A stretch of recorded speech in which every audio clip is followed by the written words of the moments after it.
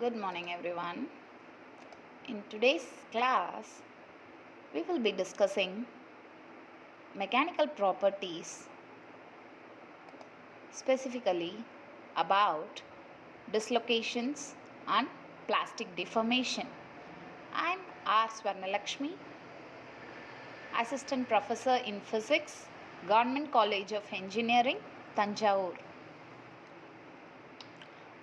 At the end of this lecture, a student will be able to describe edge and screw dislocation, draw the Burgess circuit and find Burgess vectors, analyze plastic deformation and the mechanisms involved in plastic deformation, elaborate on resolved shear stress and critically resolved shear stress, define the Schmidt's law and discuss its importance.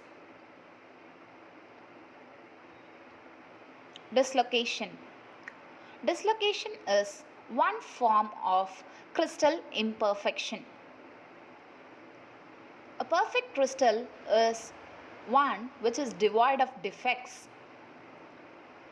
Dislocation is a line defect. It can be further classified into two types: the edge dislocation and screw dislocation. Edge dislocation occurs when there is an extra half plane of atoms in a lattice. In a perfect lattice, all the crystal planes are complete, whereas in a lattice with edge dislocation, there is a extra half plane of atoms, and this extra half plane defines the dislocation line. This is the Burgess circuit for an edge dislocation. Start at this point and take 4 lattice steps forward. That is, in terms of lattice constant, we move 4 steps forward towards the right, and then 3 steps downward, and then 4 steps again to the left and 3 steps up. The circuit is incomplete and you require a vector denoted by this arrow mark to complete the Burgess circuit. This vector, which is required to complete the Burgess circuit, is known as the Burgess vector. And in case of edge dislocation, the Burgess vector is perpendicular to the dislocation line. As you can see, the atoms are clustered together on the top and they are farther apart at the bottom. Hence, the atoms on the top are under compressive stress, whereas atoms at the bottom are under tensile stress. This is the notation for positive edge dislocation. That is with the extra half plane at the top. A perfect crystal has atoms that are in equilibrium position with almost the same bond length. Whereas in crystals with the edge dislocation, atoms above the dislocation plane are under compression, whereas atoms below the dislocation plane are under tension. Edge dislocation can be further classified as positive edge dislocation, in which the incomplete plane starts from the top, whereas negative edge dislocation is one in which the incomplete plane starts from the bottom.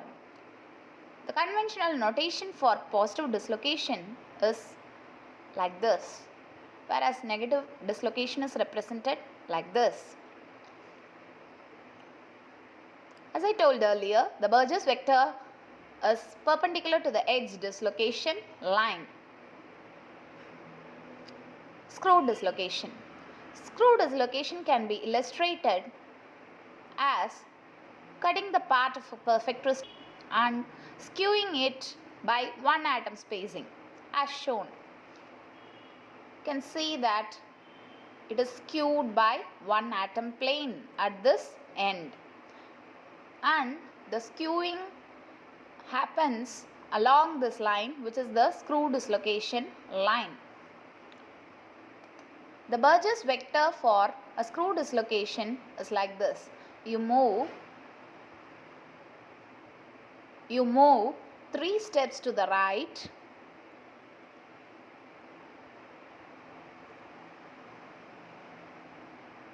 six steps to the top,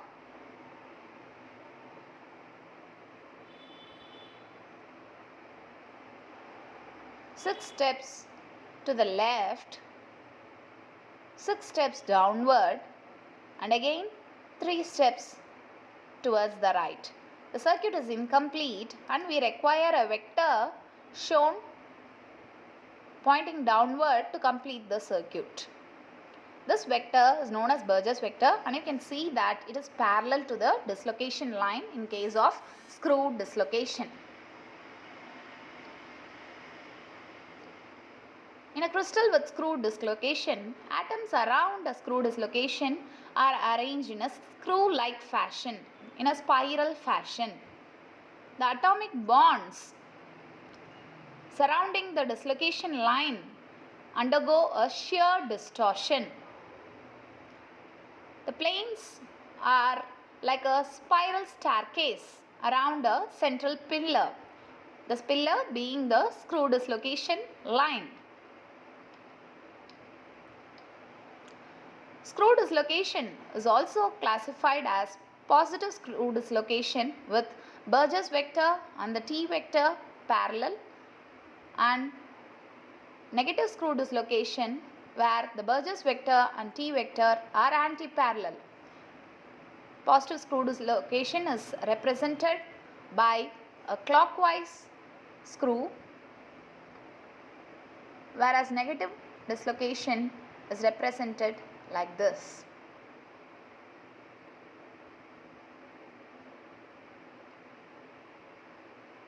Burgess vector in case of screw dislocation is parallel to the dislocation line. The T vector is the direction of the dislocation line. If Burgess vector and T vector are parallel, then it is positive dislocation, whereas if they are anti-parallel, then it is negative screw dislocation. In most crystals, apart from the edge dislocation and screw dislocation, there are also mixed dislocations, which are combination of both edge and screw components. So crystalline material are characterized by these dislocations. Plastic deformation, which is permanent set, actually occurs by the movement of these dislocations. The motion of a large number of dislocation is what is known as plastic deformation or permanent deformation. But one point to be noted is that the plastic deformation does not change the crystal structure.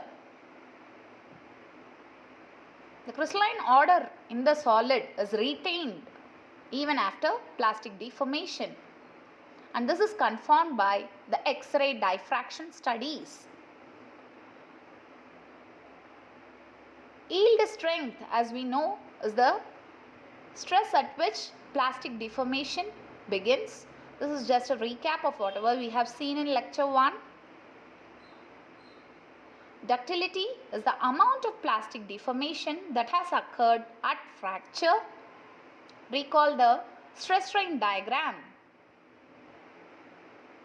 Hardness is the measure of resistance to the localized plastic deformation. Plastic deformation occurs either by slip or by twinning. What is slip? You can see that here you have a half plane at the top and another incomplete plane at the edge. The movement of this dislocation, the edge dislocation, is similar to the movement of a caterpillar. The caterpillar first humps and then pulls together its legs and it again humps. The hump is actually proceeding step by step from the tail to the head and finally it moves. Similarly, here the dislocation moves by rearrangement of the bonds, atomic bonds, and it moves further by further rearrangement with respect to the adjacent plane until it moves to the edges or the surface of the crystal. So, the movement of dislocation can be compared to the movement of a caterpillar. This process is known as slip. Large shear stress that acts parallel to the Burgess vector causes the crystal containing dislocation to undergo slip. That is, the movement of the dislocation is what is called as slip, and this movement is similar to caterpillar. And remember that slip happens in the presence of shear stress. Characteristics of slip. Unit cells slide one over another, leading to macroscopic change in shape. Steps are created at the surface of the crystal during slip. But orientation of all the parts of the crystal remain the same before and after slip. Recall that plastic deformation does not alter the crystalline structure. The shear deformation is manifested in the form of parallel lines that appear in the microstructure of the material. These are characteristics of slip. A slip plane is one on which slip occurs. There are preferred planes of dislocation moment and usually they are close packed planes. Slip direction is one in which slip occurs. There are preferred directions along which slip occurs and usually these are close packed directions. The combination of slip plane and slip direction is known as slip system. More the number of slip systems, the more the material is ductile.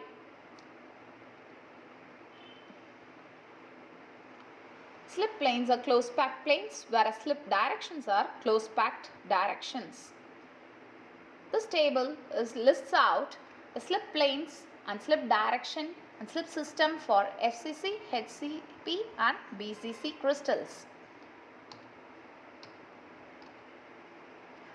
For a BCC crystal, the slip plane is the 110 plane. It is the densely packed plane as far as BCC structure is concerned. The best example for the BCC structure are alpha ferrite, molybdenum, tungsten. The slip direction is the 111 direction. This is the unit cell geometry for BCC crystal showing the slip plane and the slip directions. There are 12 number of slip systems as far as BCC crystal is concerned. In a face-centered cubic crystal, it is a close packed crystal. The 111 plane that is shown here by the shaded plane is the slip plane, and the 110 lines are the slip directions. Examples for FCC are austenite, that is gamma iron, aluminium, copper and nickel. There are 12 number of slip systems in a face-centered cubic crystal. In a HCP, the basal plane, the 0001 plane, is the slip plane. The 1120 is the slip direction. There are three number of slip systems: cadmium, magnesium, alpha titanium,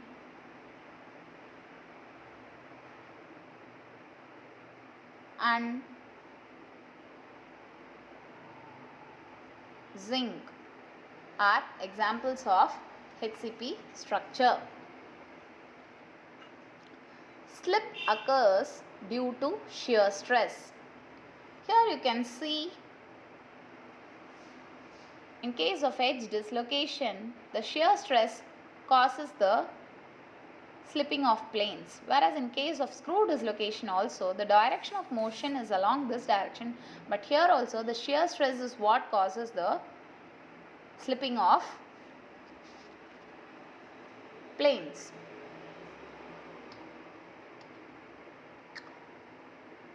Plastic deformation in case of a specimen subjected to uniaxial tension. We saw that plastic deformation occurs through slip. What about uniaxial tension? Under uniaxial tension also, there is a shear stress that gets developed, resulting in slip.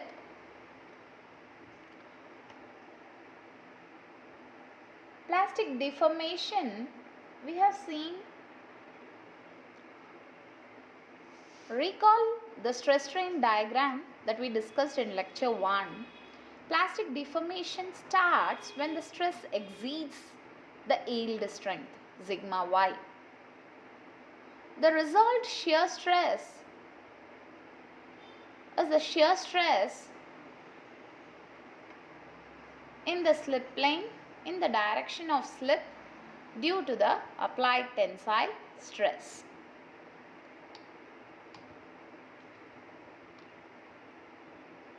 Sigma be the applied tensile stress. I'll take back to the slide. Sigma is the applied tensile stress. This is the slip plane, and you have a normal to the slip plane and a direction, slip direction lying on the slip plane. So the angle between the direction of the applied stress and the normal to the slip plane is named as phi n, whereas the angle between the direction of the applied stress and the slip direction is named as phi d. Sigma is the applied tensile strength. Phi n is the angle between the tensile axis and slip plane normal. Phi d is the angle between the tensile axis and slip direction. A is the cross-sectional area of the specimen. As is the area of the slip plane. By geometry, As is A by cos phi n. The result shear stress. To calculate the result shear stress, let us assume the force acting on an area A. The force is given by F equal to sigma A. The component of force along the slip direction is given as Fd is equal to F cos phi d. The result shear stress on the slip plane in the slip direction is given by Fd by As, because shear stress is force by area. Force is along the slip direction, area is the area of the slip plane. So, substituting the value here and the value we saw for As, which is A cos phi n, you have, the value of As, which is A by cos phi n, you have the result shear stress to be equal to the tensile stress times cos phi d cos phi n.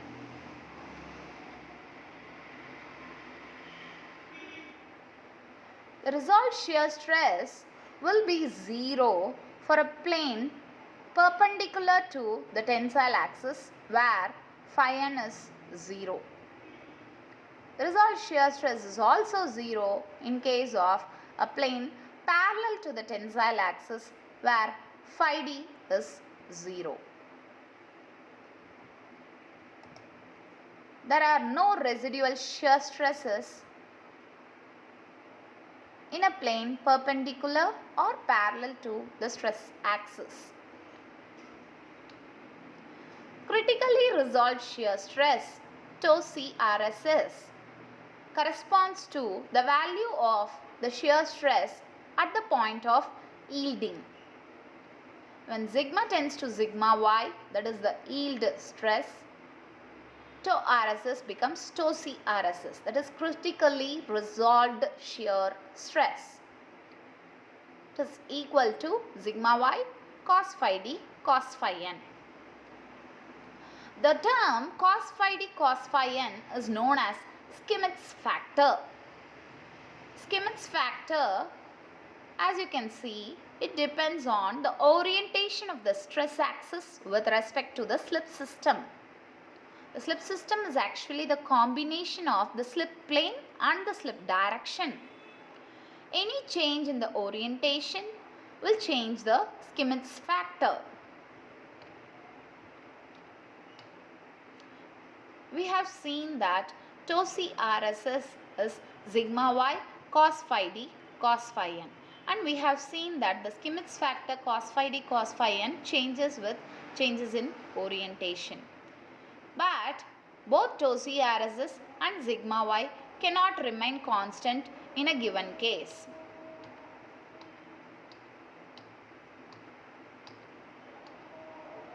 Tau CRSS and sigma y, though both are material properties, but both cannot be constant.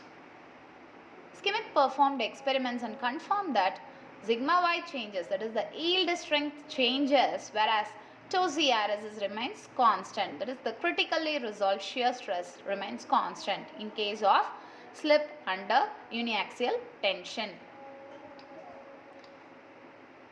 To state the Schmidt's law, critically resolved shear stress is independent of the orientation of stress axis with respect to slip system. Tau CRSS is a constant. The yield stress is anisotropic. It changes with the change in the orientation of the stress axis.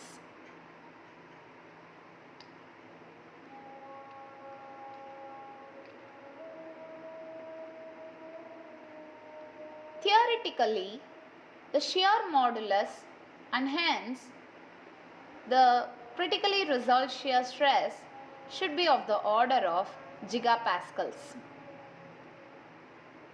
or thousands of megapascal. But there is an enormous difference observed between the theoretically predicted and experimentally observed values of critically resolved shear stress. This anomaly is evident from this table. You can see that while theoretically we expect thousands of megapascals, experimentally it is of the order of fractions of or few megapascals. For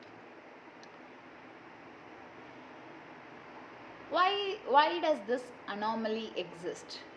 Real crystals deform at a much lower stress than predicted by the model for a perfect crystal.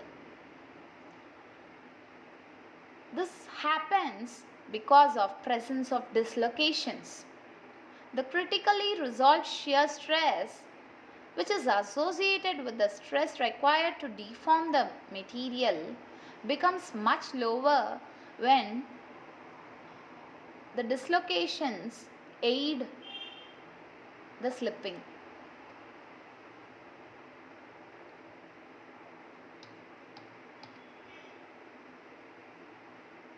Thus, we can explain the anomaly between the theoretical and experimental values. Twinning. This is another mechanism of plastic deformation. Twinning can give external shape change without any crystal structure change. It changes the orientation of the twinned parts. As you can see, a shear stress is acting in this direction, and this is the twin plane. So at the twin plane there is a rearrangement of or twinning of atoms, and on either side the crystal structure remains same and can be compared to twins or mirror images. When a shear stress is applied, the crystal will twin. Lattice on either side of the twin region are like mirror images. Lattice orientation changes in the twin region only. This occurs when a metal has lesser number of slip systems.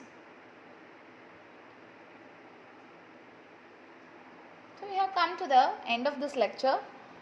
By now, a student must be able to define edge dislocation and screw dislocation,